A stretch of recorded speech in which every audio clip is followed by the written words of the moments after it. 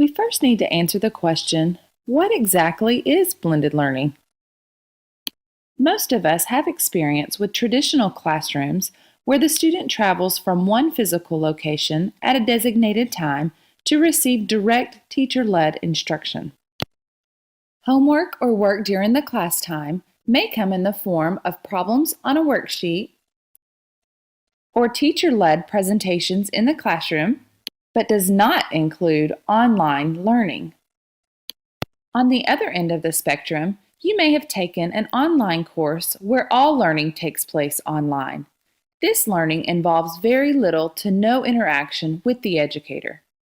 You can think of blended learning falling somewhere in the middle between traditional learning and online learning.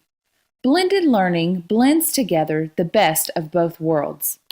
It removes the restrictions of time and place off of the online component, and it keeps that personal connection of the face-to-face component that is lost with a pure online course.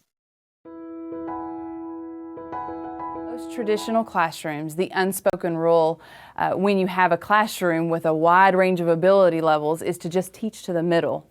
The blended learning model allows technology to be your second, your third, your fourth co-teacher when used correctly. Although gaps in learning may not show when educators teach to the middle in a student's first few years of school, the data would suggest that the gap widens when students reach middle to high school years.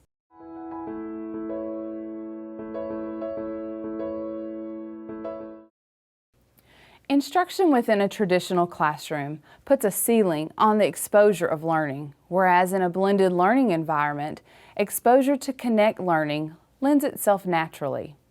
To further explain this, in the traditional classroom, the educator has a wealth of knowledge in the content area. A textbook has knowledge, and perhaps you bring in a guest speaker to the class with a wealth of knowledge. But what exposure of the content that technology can bring is something that cannot come from any of the others. Students can connect their lived experience with technology by using social network tools. Blended learning fosters the idea of schools without borders. Can you imagine connecting to a classroom across the world on a unit to gain perspective from their point of view?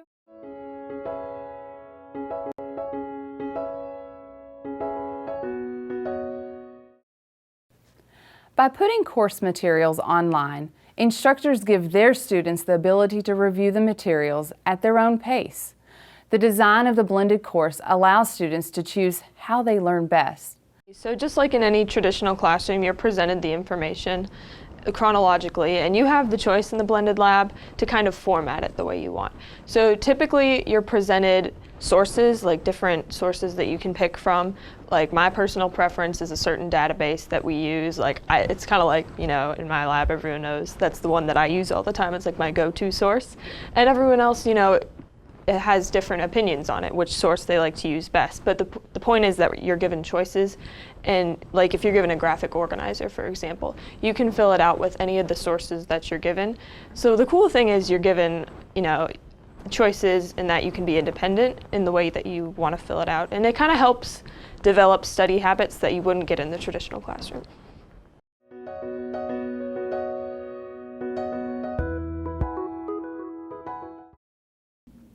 We no longer have a high demand for factory workers from the industrial days, which require very little creativity, innovation, critical thinking, and problem-solving skills.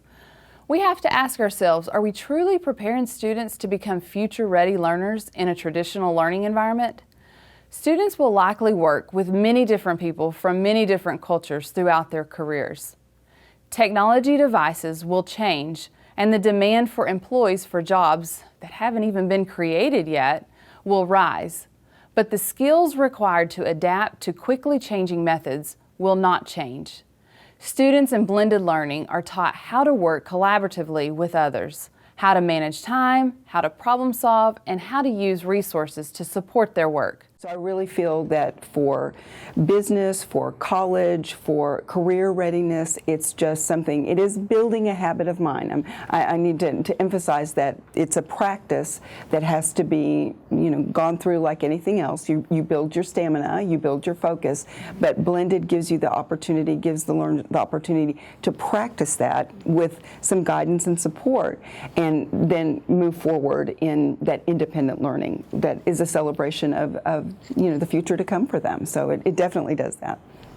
I love to think of myself as some sort of expert in the field, but the truth is our learners get so much more out of discovery on their own. I can spark a level of interest right here, and this is what I know. But Blended allows them to come into this lab in a separate location that's got themselves away from me, and they are digging in. This is empowering to them because it's not about me holding their hand and walking them through. So one of the greatest things that we're doing here is we are empowering the learners to discover, to find their discipline. And I couldn't do that in a traditional classroom. So it's preparing our learners to take charge. The main benefit, in my opinion, would be the controlled freedom that we have in a sense, because the teachers get to give us coursework and they structure the assignments that we have and what we do in a sense, but we get to choose what we want to do while still learning the content, so it's kind of hard not to be engaged, and it kind of makes it fun. It also, you can use the technology and your textbook and the teacher all at once, so you kind of create your own personalized learning experience, and you can learn as much as you want to, but the teachers won't let you slack off either. When you are deciding the type of blended learning model that works best, it is important to know if you are sustaining innovation by starting with the traditional classroom and then seeing how online learning environments can improve, or is it disruptive innovation that you are trying to achieve by starting with the online and then imagining how the traditional classroom can enhance it. In the diagram, you can see the types of blended learning models: rotation model, flex model, a la carte model, and the enriched virtual model. Within the rotation model, there are 4 types of rotation: rotation stations, lab, flipped, and individual rotations.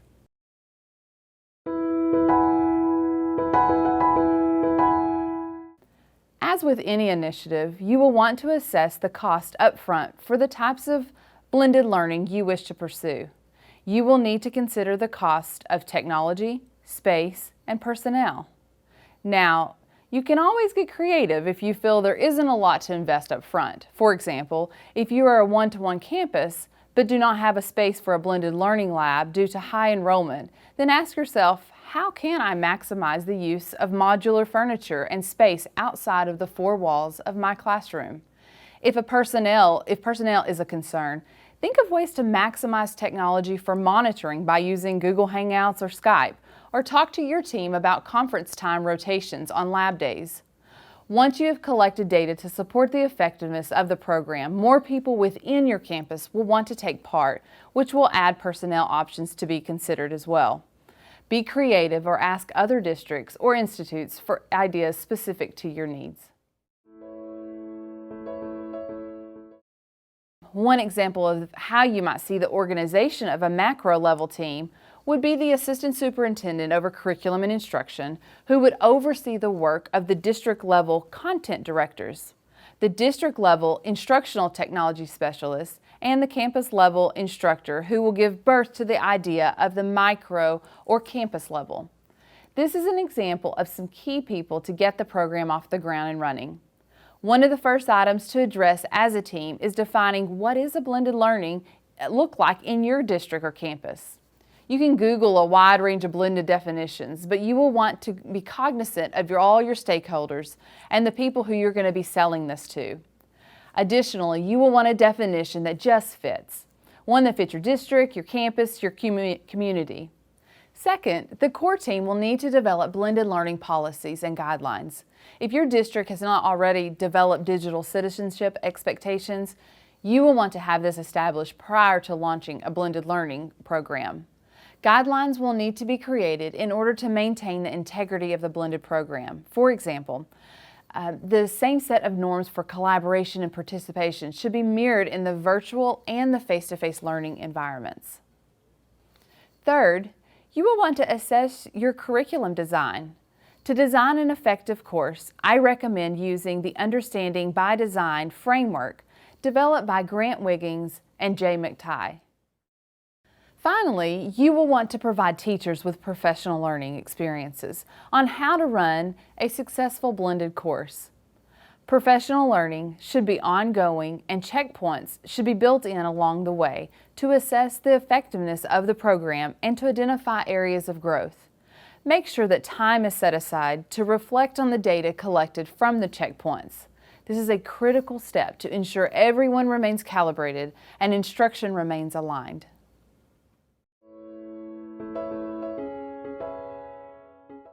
Before you begin designing your Stage 3 course content, you should do inventory on what content you already have. Course materials should be organized by the scope and sequence in which you plan to teach. If you are starting from scratch, there are different ways to collect materials. One way is to purchase content already put together and adapt the materials to meet the needs of your students. You can also curate content by piecing together various resources on the web.